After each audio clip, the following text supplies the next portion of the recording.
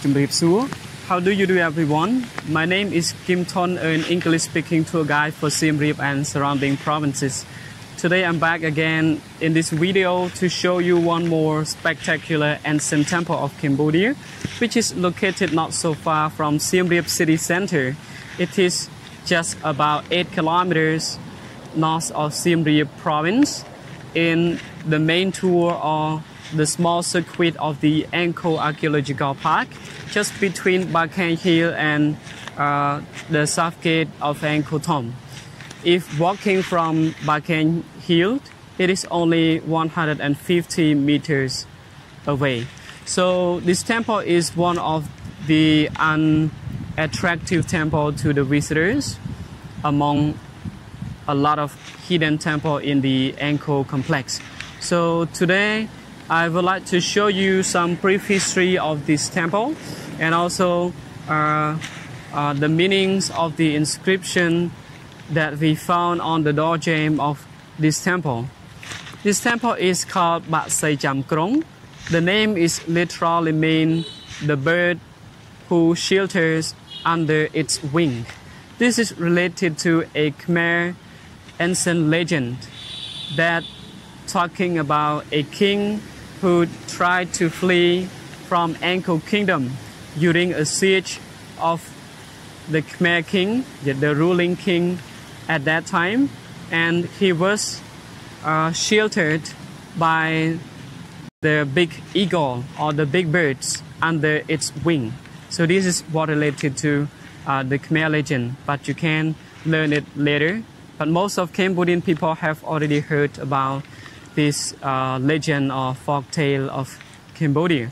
So today what I want to show you is more about the history of this temple and the king who built this temple and the period or the date that this temple was built.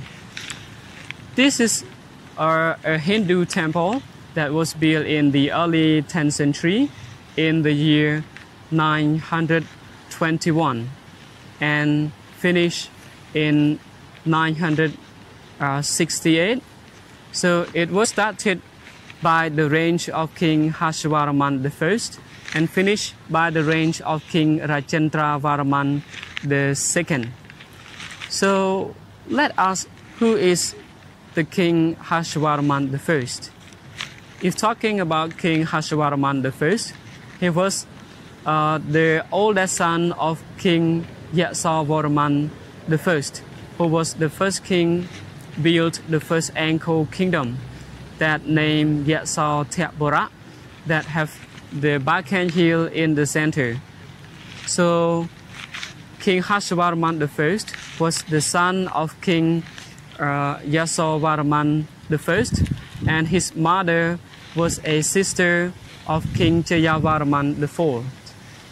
His grandparents were King Indravarman I and his wife named Indra Devi, and his younger brother named Isan Varaman II. His grandson was Yanyavaraha, who was a very well-known, knowledgeable and wise man, scholar and teacher during his reign, and later become the advisors of the King RajendravarmanII's son named Jayavarman V. So this is the brief background related to King HarshavarmanI, who built this temple, Baksei Chamkrong. This temple was built as a single temple with only one single tower on top of 3 levels, platform, and enclosed by only a single brick enclosure that is now almost completely disappeared. We can only see the foundation of the enclosure built by brick and only a lion standing in front of the temple as the guardian. So talking about this temple, it is very unique temple that its inscription show about the birth of the Khmer nation related to a very old legend of Cambodia that remembered by many range of the king up to now.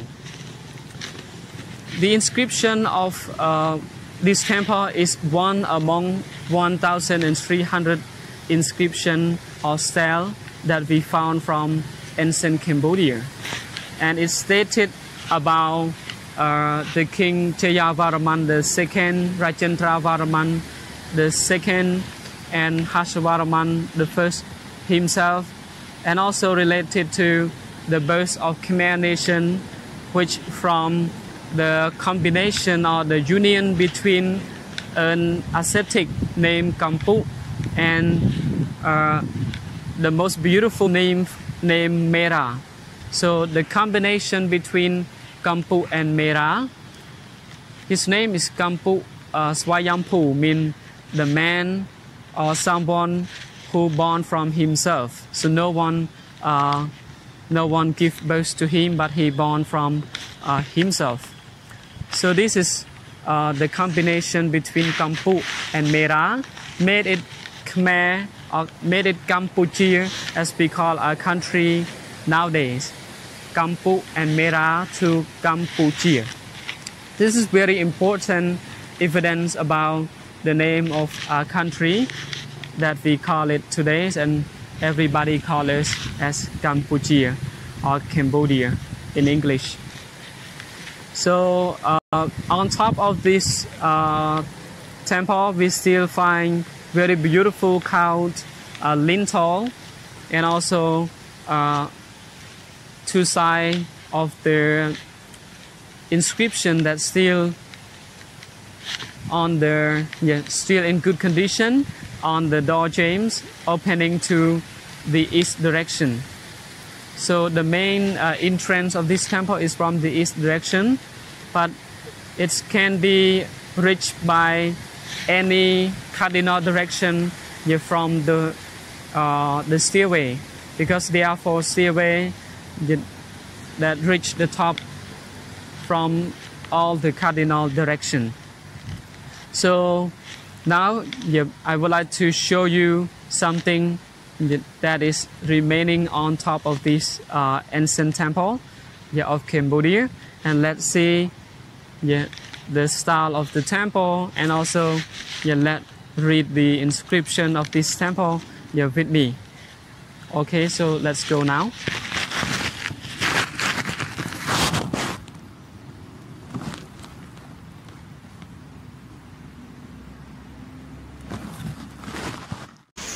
Okay, so now we start climbing on to the top of this temple from the western stairway of Baksei Chamkrong.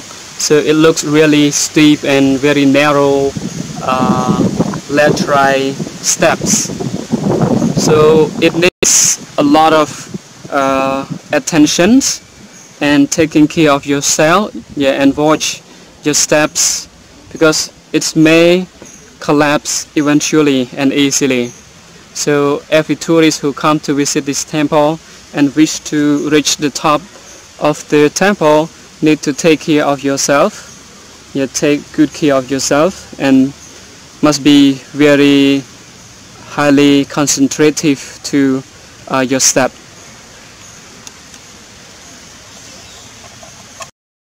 So now I reached the top of this temple, and let's look back down to the steps and the stairway. So how steep it is.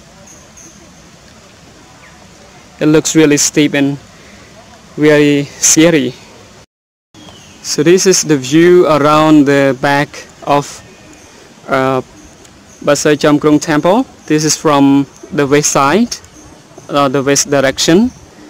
We can see a lot of forest, very green forest with the sound of birds, and looks very quiet, very peaceful at this temple, because there is no tourists at all during my shooting.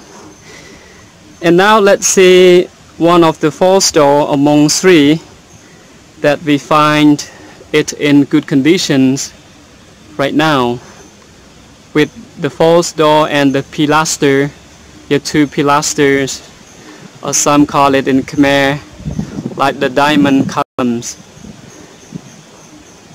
So here the style and very intricate carving of the false door, one among the three, and only one opening door to the east direction. So we will go and see that door, and I will show you the inscription we found at the door jamb, on the door jamb of this temple. So you see how beautiful is the style of this temple. Look at this flower, looks really nice. And this is another false door from the south direction. You can see it's nowadays, so it's still looking very good conditions and very intricate, but some parts from the bottom of this door already disappear. It's maybe because of the rainwater, the acid from the rain, and the moss also destroy the detail of this false door. Here is the view from the east direction, here from in front of the temple. So we can see the steps still remaining on the enclosure, here the first enclosure of this temple, here with the lion still sitting over there. That is one among the two original lions guarding this temple.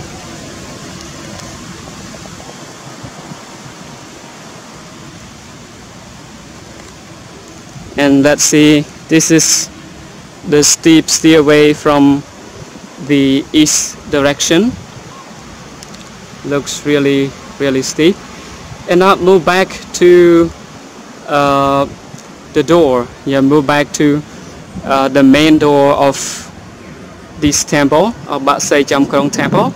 This is the main door of Baksei Chamkrong temple, that also look in really good condition. Even the pilaster, even the lintel, still we can see what is on the lintel. In the central there is a deva, or a god named Indra, who was a god of sky and rain, thunderbolt, lightning, who is sitting on his mount or vehicles or transport named Airavat as the three-headed elephants. And if we move to each corner or each side of the lintel, of this lintel, we will see their statue or the carvings. We will see the sculpture of the elephant. This is the god with the elephant head, maybe Ganesha, who was one of the son of Lord Shiva as well. And one more is also designed the same as the elephant's god riding on his mount. And on top of the lintel we can see one line of the decorative sculpture with the little gods, but most of them disappear the heads, only body, arm and legs still remaining. Inside this temple originally was a golden statue of Shiva Linga, but later it's gone. So now instead of golden Shiva Linga, we have a statue of a reclining Buddha instead, that's supposed to be here from the 16th century, during the conversion of the religion from Hinduism back to Buddhism again. So now let's see what is remaining yeah, on the door jamb is the inscription from the 10th century, yeah, in the reign of King RajendravarmanII, who was a Hindu king, worshipped Shiva as well. He reigned from 944 to 968, and he was the only king who ordered his people to erect the inscription on both of this door jamb, so you can just see it. This is still looking in very good conditions, that most of the characters are recognizable and readable, unlike most of the temple that most of the inscription were very difficult yet to read. And this is one more piece of inscription on the right door jamb, on the right hand. Can see it still look in very good condition, and only readable by the archaeologists and the explorer, or the people who specialize in reading the ancient character, because this was written in Sanskrit letter. So now I'm showing you inside the temple how it looks like. This is from the bottom to the top of the central tower. So what you can see on top right now is the hole that let the light come in. It looks like blue light, but exactly not. This is the light from the sun. So it looks really amazing that ancestor can design the temple with this amazing architecture, amazing orientation, and even symmetrical way to all the four cardinal directions. Here we can find the remaining piece of the pedestal, supposed to be the pedestal of the Linga, Shiva Linga from the past. So this one piece, and that is another piece of the Shiva Linga that we can see the holes of the Linga still remaining. Looking on top of the door here, you can see the beam. This is the beam of the door. That is an important evidence showing us that the temple before used to be closed, and inside the temple used to be dark, only opening sometimes during the religious celebration or during the special event and ordered by the king. And the people who could come inside the main towers of the temple, only the high priest of the king, or maybe the king himself come in for worshipping, or the high-ranking official. The commoners are not allowed yet to climb up the temple as nowadays. Here is the evidence why we call a country as Cambodia as nowadays. If you look into this inscription that is placed on the door jamb of Baksei Chamkrong temple, we will see this word Swayambhu. It's referring to the ascetic who was born from himself, mean he was not born from anybody. And then if you look back to the lower line of the inscription, we will see the word Mera. Mera is referring to the most beautiful nymph or lady who was married to the ascetic who named Sri Kamvu or Kampu.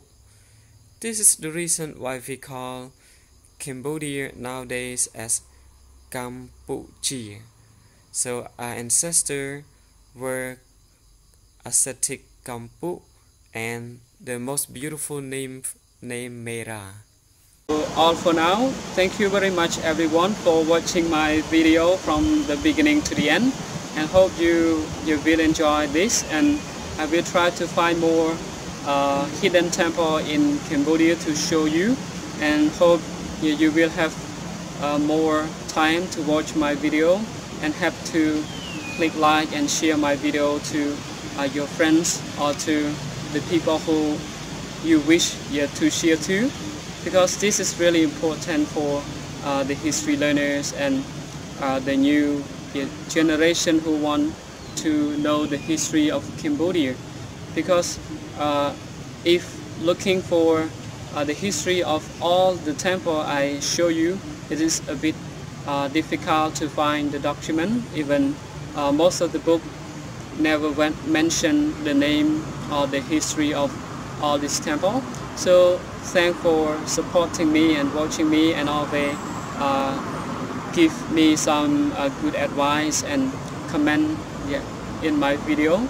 Hope everybody will enjoy the next video that will be coming soon.